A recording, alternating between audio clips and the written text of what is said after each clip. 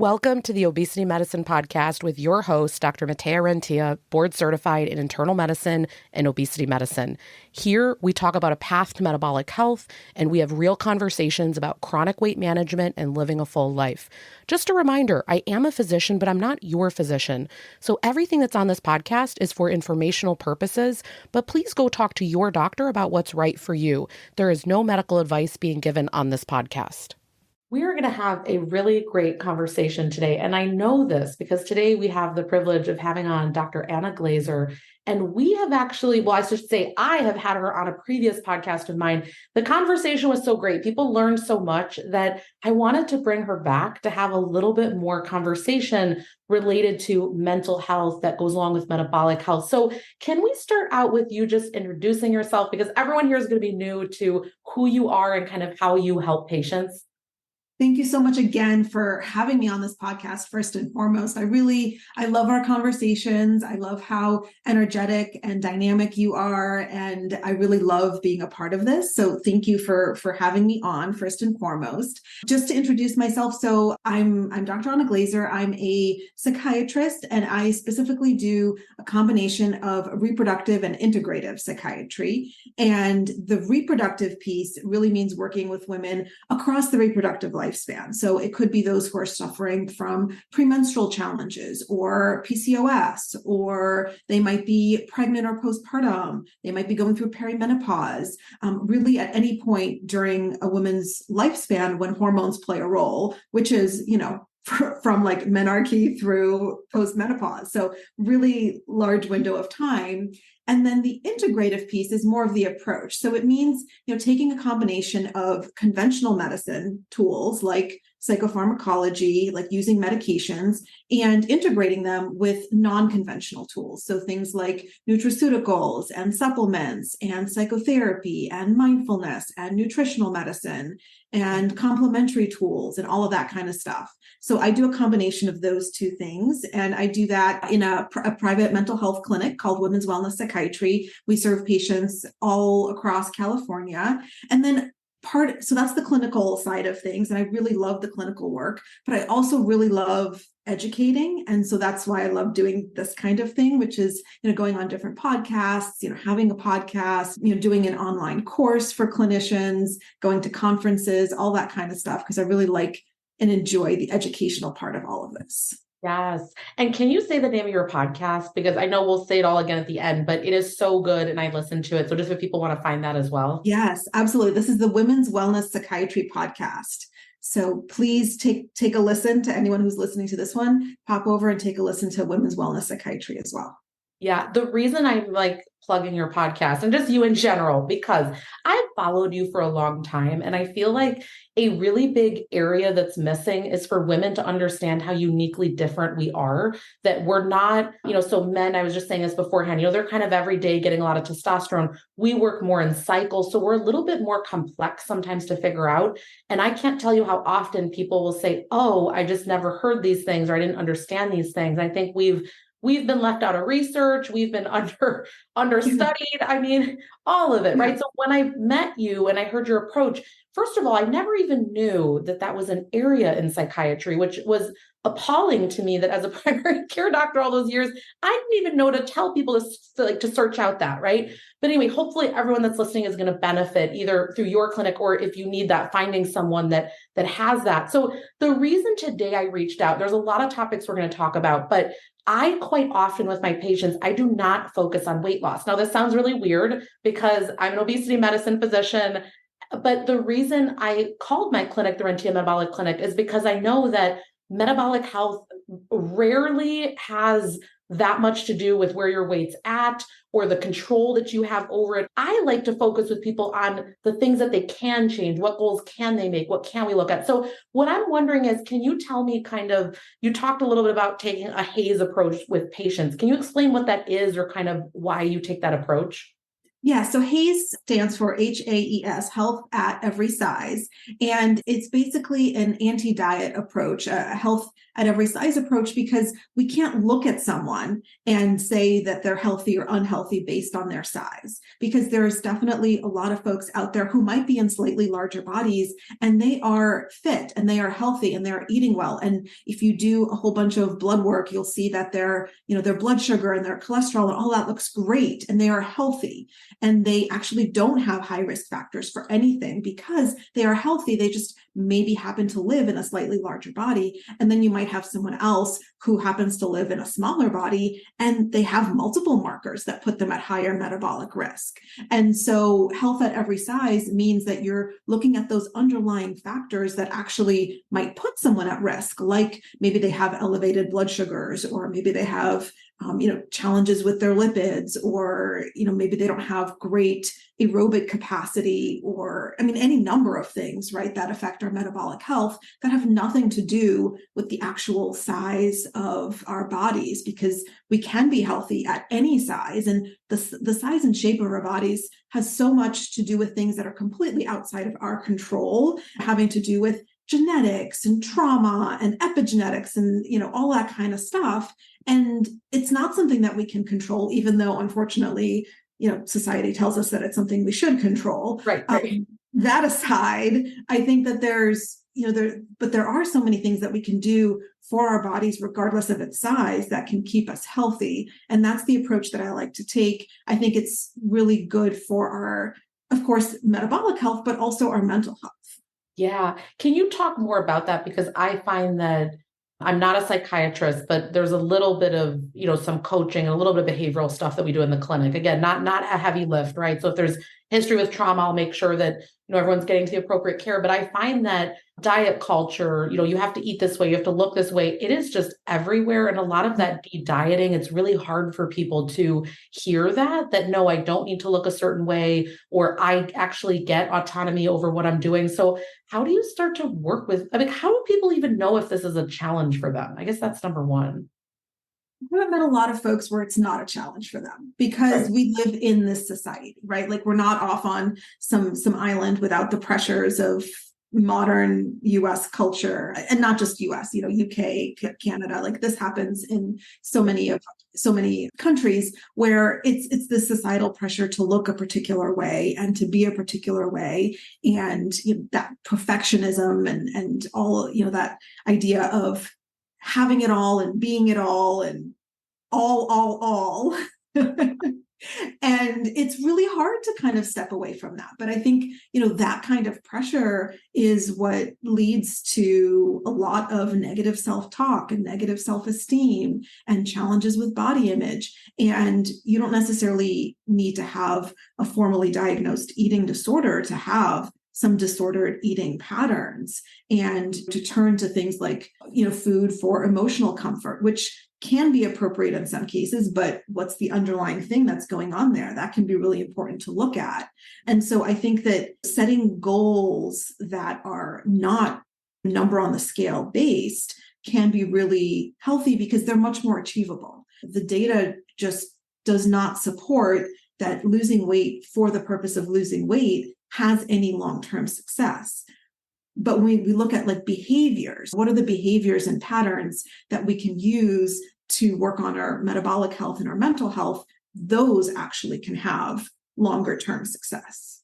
Yes. Okay. I love that you bring that up. And so I'm wondering, because I sort of have like a few things when I think in my mind, okay, what are sort of non-scale things that we work on, right? Like I would love people to just like throw the scale out in general, but there's too many things with insurance and things that are drawing us back. But my question is, what are some of the things that people could contemplate making as goals that don't have anything to do with weight? I think there's so many different directions you can go in. And yes, it's really unfortunate that our goals have to be often dictated by insurance companies. And anyway, we can go on a tangent there. We'll leave that.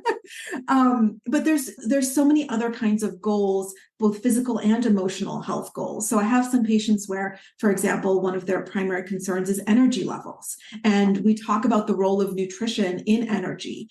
Are they actually eating enough? Are they eating enough protein to sustain their energy levels, particularly in the afternoons? And so energy targets could be a goal. Sleep is another big one. I have some individuals where, depending on, for example, what they eat during the evening meal, can impact how they go to sleep and what their sleep is like. So sleep could be a potential goal. I have folks where the goals could actually be related not necessarily to how they feel physically, but how they feel emotionally, because there are some folks who definitely notice the impact of certain types of foods on their anxiety or their mood. There's so much interesting data on certain types of nutritional approaches. And I prefer the term nutritional approach rather than diet. So certain kinds of nutritional approaches that actually have really good data for managing symptoms of, let's say, depression. So things like Mediterranean diet and anti-inflammatory diet for managing symptoms of depression has some really good data. If the target is maybe cognition and cognitive health, there's some interesting data on the MIND diet, which is a combination of the Mediterranean diet and the DASH diet, which is for hypertension. Putting those together has been shown to help with managing some of the cognitive decline that can happen as we age. And so, if you're focusing on cognition, you might choose that particular nutritional approach. And then there's also, metabolic targets, right? If someone wants to improve their blood sugar regulation because maybe they actually have something like a reactive hypoglycemia, or they have other indications that they're maybe prone towards blood sugar dysregulation. Maybe they have high cholesterol and they want that as a target. So there's metabolic potential targets. There's mental health targets. There's physical energy kinds of targets, so many different other targets besides that number on the scale that we can use that might actually lead to long-term success, because the data suggests that these nutritional approaches can actually help this. But we really don't have any data that says, this diet helps with weight loss. Right. I'm sitting here laughing like, yes, everything you're saying, because it's so true. Well, what always fascinates me, people are always like, well, what should I eat to lose weight? And it's like, everything equalizes the same thing within a year. So like all of it does not matter. All of it will come back if the right stuff's not, just all of it, right? It's just all kind of almost nonsense, if that makes sense. But I love there's even a few on here that I hadn't thought of, right? Like tracking energy levels. I love this: sleep, emotional health, metabolic targets. So hopefully people that are listening, they're seeing that.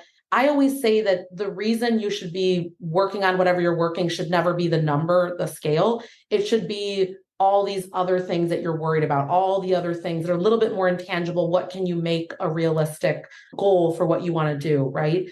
And this is a slightly deviating, but I was thinking about vitamin D because I know you had talked about this on a previous podcast. Can you just, because you were talking about nutrition affecting depression, can you talk a little bit about vitamin D, where that fits in with all this? Yeah, so individuals with low levels of vitamin D can actually have symptoms that are similar to depression. And so making sure that you're getting enough vitamin D, which our bodies cannot make naturally. So we need to actually either ingest it or get it from the sun, but it's really hard to get from the sun. Actually, case in point, I'm happy to share this with listeners. I actually just recently got my own vitamin D levels done, and I thought that they were going to be great because I live in a place where we get sun 260 days a year. So that's like 9 months of sunlight. I spend several hours outdoors, but I wear sunscreen. I'm concerned about skin cancer. So I wear a lot of sunscreen.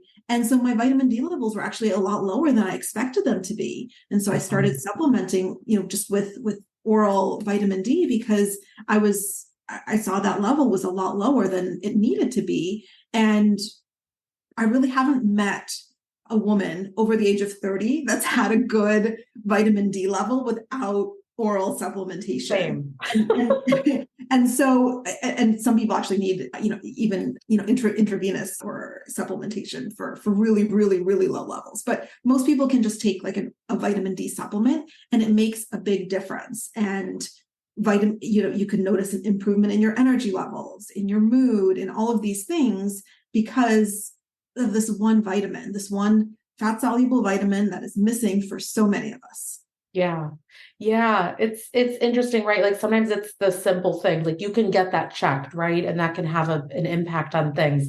So can we go back to more of the nutritional stuff? Because I always think it's fascinating how much that affects our mental health. I have felt this greatly that to me, I always say kind of add, don't subtract. Like if you're really struggling with a lot of processed food, that it's really hard to just suddenly get rid of something that's like that, that's potentially really affecting us so much. And so I say, let's add in the healthy stuff. And I can tell that I'll be low energy. I don't have depression, but I'll feel down. I can feel it. And I think if I, on top of this, I think about some patients that I have, if on top of this you had depression or other things going on, I can't imagine how I'd be able to navigate it. So how do you even assess if that's the case for people or how they can work on it?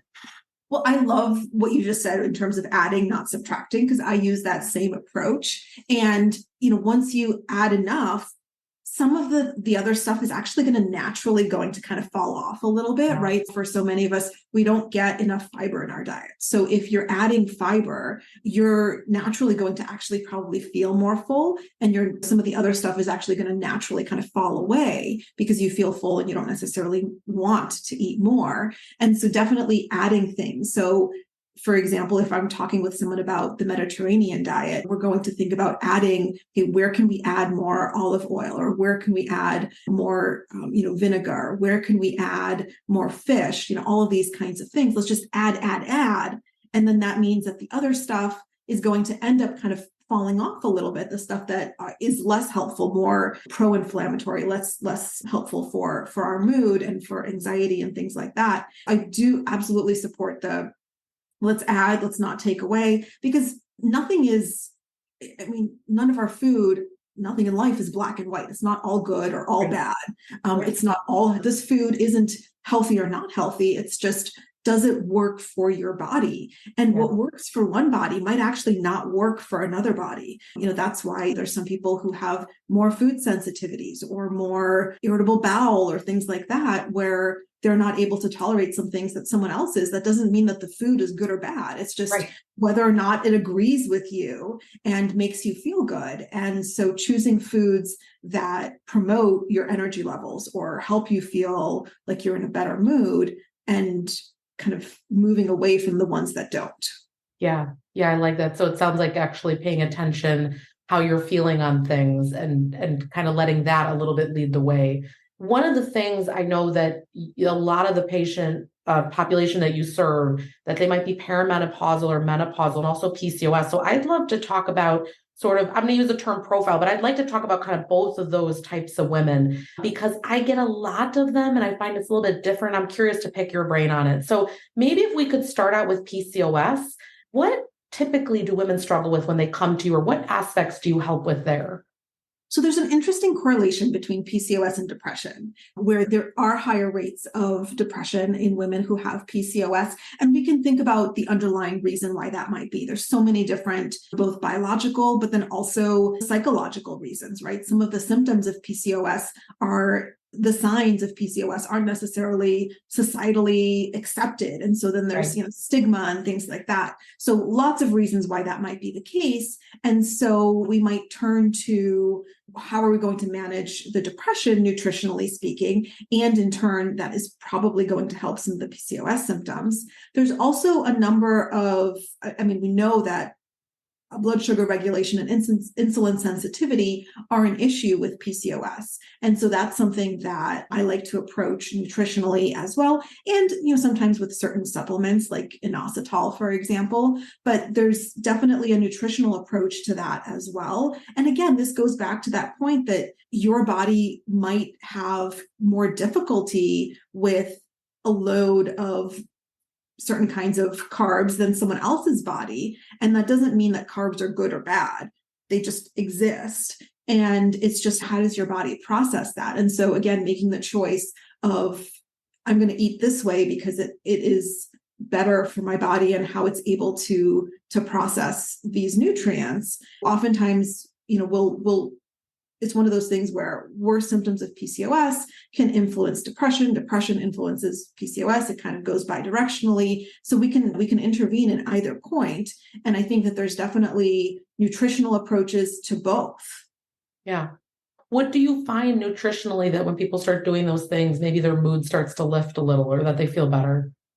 Yeah, so I think oftentimes we add more things that are in line with that kind of anti-inflammatory approach, and we begin to kind of back off the things that are more in that ultra processed category, more in that really high carb, but like really refined carbohydrate category. Because again, for folks who have PCOS, it often does mean that they might have some challenges with processing blood sugar and they have some insulin resistance. And so we want to really be gentle with those kinds of loads.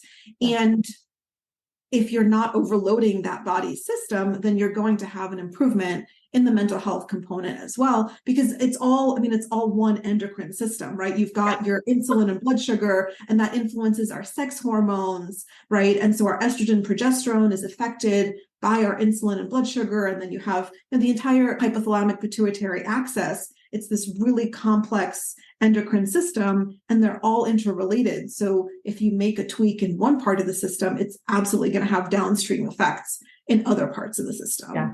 I love that you said it's all connected, because everywhere in medicine, I always see people like, and this is about the heart, and this is about the lung. And I'm right, like, as if the heart is disconnected from the lungs. I know. I'm like, oh, it's all going to be related. So I love that you bring that up. And yeah, I just had a thing, or we're in the middle of it right now, depending on when this releases, but the Blood Sugar Mastermind. And I talk about no food's good or bad, but a lot of what you're talking about, it's interesting. We haven't evolved quick enough to handle this ultra processed food, right? And so some people, they get away like bandits with it. They're amazing, right? And then others, if you have PCOS or things like that, you might be more affected. And like you said, nothing right or wrong, but just learning, like, I might not do great if it's not even the fact that it's a carbohydrate. Like it's interesting. We kind of dug into like apples are super low glycemic index, and there's actually a ton of carb in chickpea, but it's so low glycemic index as well. So it's like when you look at these things, the carb necessarily is not the problem, but how and how your body's responding. So I just love that you bring that up. So it sounds like you're really doing a lot of different areas with them. Is there any difference in the approach? Like, what do you see differently when a woman is either entering perimenopause or menopause? What types of challenges do you see there? So that's probably the largest growing population of women with whom I work are those who are entering that process. And I think so many are actually surprised when I tell them that they're in perimenopause. It's something that I have been diagnosing for more and more of my patients. And a lot of them are surprised because they think, oh, it's not something I even have to think about until I'm in my 50s. But perimenopause often starts like a decade before. So, women who are 39, 40, 42, 43 are kind of starting to enter that process and are, a little bit surprised that, maybe their metabolic health isn't where it was 5 years ago, or their mood symptoms seem to be getting worse. And they might not necessarily yet be having any changes in their menstrual cycle, but their hormones are still changing. And it's one of those things where, especially in early perimenopause, you might have slight decrease in things like testosterone and progesterone, and your average estrogen is going like this. And for those who are listening, I'm kind of pointing out a roller coaster of estrogen. So, it can be really hard to be living through that. And so that's one of the main reasons that so many patients come to see me, is because they feel those changes and those challenges. And fortunately, these days, there's much more attention being paid to this topic of perimenopause and menopause, where I think even a decade or two ago, it was not really discussed. And it's one of those, you're just going to go through the change, so to speak. Yeah. And it was, talked about in kitchens and nowhere else. But now we're actually talking about it. There's a lot more, research. There's more books published, more information out there about what this means, which is great. And yet still very underserved area of research. We definitely need a lot more information, because to your point, women aren't just slightly smaller men. Yeah. There's a lot of other hormonal shifts that are taking place. And so it's important to think about how those hormonal shifts influence both our mental health and our metabolic health. And do you find that there's any things that help different than what we've talked about? Like, are there any things unique to this? Or is it, again, really about anti-inflammatory diet and not as much processed and sleep and things like that? Is there anything different?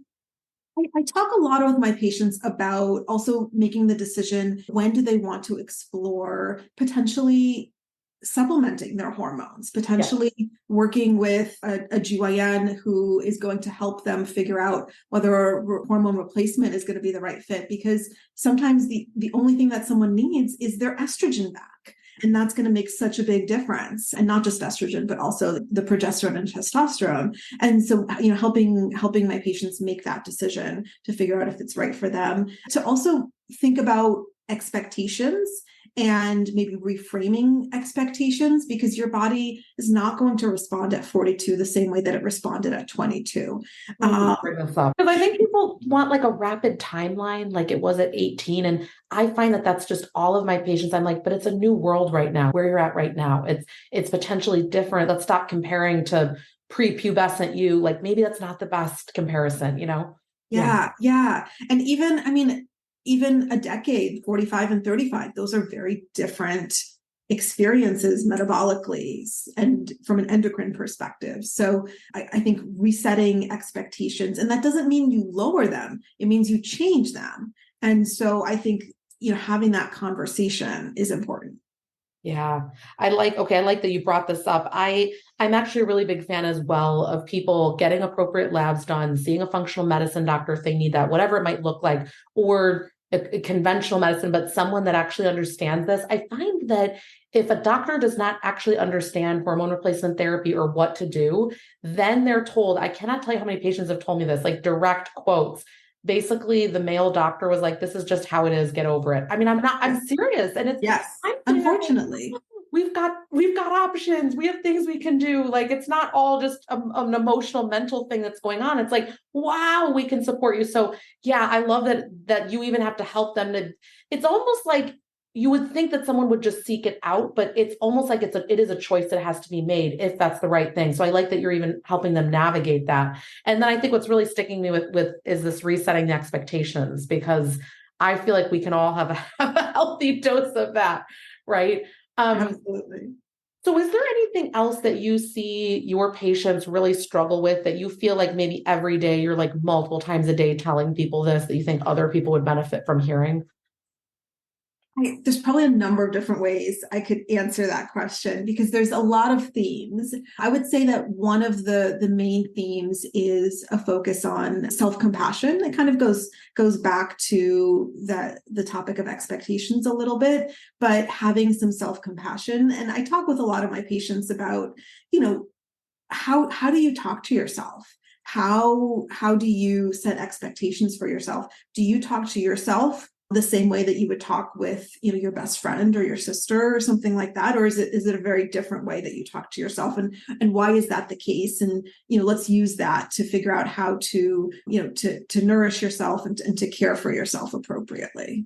Yeah, you just brought that up. I went to a conference and she had us write out basically what our challenge was. I forget the exact scenario, but then she had someone as an example come to the front of the room and she said, now you read that to me and I'm going to be your best friend and you're telling me this as advice. And we were all like, oh, she was saying the things, So that exercise was so powerful, what you're talking about, right? It was like real time. And we were all like, oh yeah, we'd never tell someone this, but yet repeatedly all day long on repeat, we're just willing to hammer it in for ourselves. I find that's because this happens for my patients too. In my lane, it's a lot of people internalize bias. Like, I took this on, I made this happen, I'm the problem, I should have done things differently. How did I let it get to that? Those type of things. Yes. And so how do you help people pivot out of that? I mean, obviously I know this is like a one sentence thing, but are there ways to start to work on that if people are noticing, yeah, I have that, maybe they're not working with someone at the moment yet? Yeah, I really focus on themes like acceptance of whatever decisions we made. Acceptance kind of goes along with forgiveness, because oftentimes what we end up doing with past decisions is we kind of judge them based on current information, which we did not have when we made the decision. So you're sort of like Monday morning quarterbacking your entire life, which isn't fair. to past you. And so working on kind of that acceptance and forgiveness of whatever it was that you're, kind of negatively ruminating on, and then kind of coming back to the present, focusing on, okay, how do I provide myself both physically and emotionally with what I need right now to feel nourished, to feel resilient, so that I can kind of move towards the future. Oh, that is so good. That will be a soundbite for sure. Because I'm thinking, like, sometimes when you talk, I think of scenarios, and I think of me, and medical school was really hard for me. It was like a big period of like overeating, not binging, but just overeating all the time. And I think, but I was so stressed and I didn't have appropriate outlets. And I think, but you got through it. That, it's like, it was just interesting. I don't know. I could have knowing, like, now me knows different, but that version didn't know. So I can't bringing that back. Like, it's not helpful in any way. And I like this acceptance and forgiveness. I find forgiveness is quite a powerful word. I don't know, like when we relate it to ourselves, it's really big. Yes. So I have just loved our conversation today. Do you think that there's anything else that our listeners need to hear in the way of any words of wisdom, anything parting? I would just encourage folks, if they feel like they're struggling in terms of their emotional well-being, their psychological well-being, to absolutely not hesitate to reach out. That's, for working with a professional, or maybe it's working with a supportive coach, or maybe it's working with, and connecting with other like-minded people, like, socially, and in terms of, kind of social groups and friends. And just, I think oftentimes in today's society, we tend to be a little bit isolated. And I think connection is so, so important for well-being. So if you're struggling, please reach out and connect. Yes, I love that you say that. I think it's hard initially to find that, but you're so grateful when you do. I know me personally, me having found different opportunities has been really changing over the past 5 years. And I also find with patients that usually if they're struggling in other areas and they're just working with me, they're not getting what they're really wanting. And then if they come in and they say, I have a therapist, I'm working with a psychiatrist, I just noticed that the growth mindset, the acceptance of where they're at, the ability to work on what they want, the capacity for them to have and to grow is like so much increased. So I love that you bring that up. How can people find you, your clinic, your podcast, your website? Can you just tell all the people? Absolutely. All the things? Yes. And I'll make sure that you have all of the links. So for folks who are in the state of California and would like to work with me and my team directly, you can go to AnnaGlezerMD.com. That's our clinical website for women's wellness psychiatry. If you're interested in an educational podcast, it's Women's Wellness Psychiatry Podcast. If you're a clinician and you like this kind of integrative approach to women's mental health, I would encourage you to check out the fellowship that we have, which is psychiatryfellowship.com.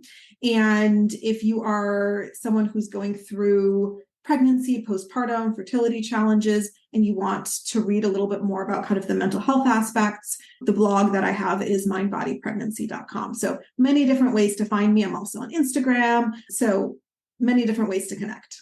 And I would say, I think you have linked on your website, your podcast. It is so good, guys. Listen, the episodes are like not overwhelming. Like they're like bite size, and the topics are great. And just thank you so much for coming on. I always learn so much. I so appreciate your approach and you're just sharing your knowledge and helping us all to understand this better. Thank you so much for having me. I've really enjoyed our conversation.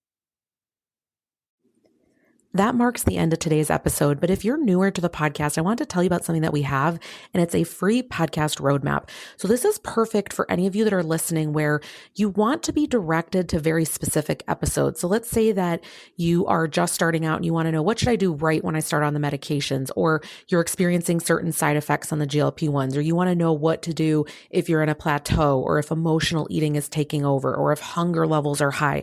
So we have many different categories of episodes that we've talked about, because there's a lot at this point.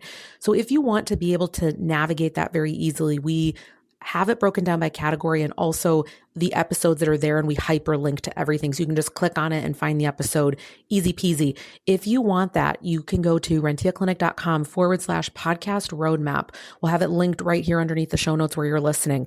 And you can go ahead and get that free resource so that it makes it easy for you to navigate, because I know that it's really hard when someone has an established podcast. I am such a podcast fiend, listening to podcasts all day long. And when I find one that I love, but there's a lot that are out there, I am so lost. So I hope that you enjoy this free podcast roadmap. Again, the link to get to that is going to be rentiaclinic.com/podcast roadmap. I hope this is helpful and let me know if you have any questions.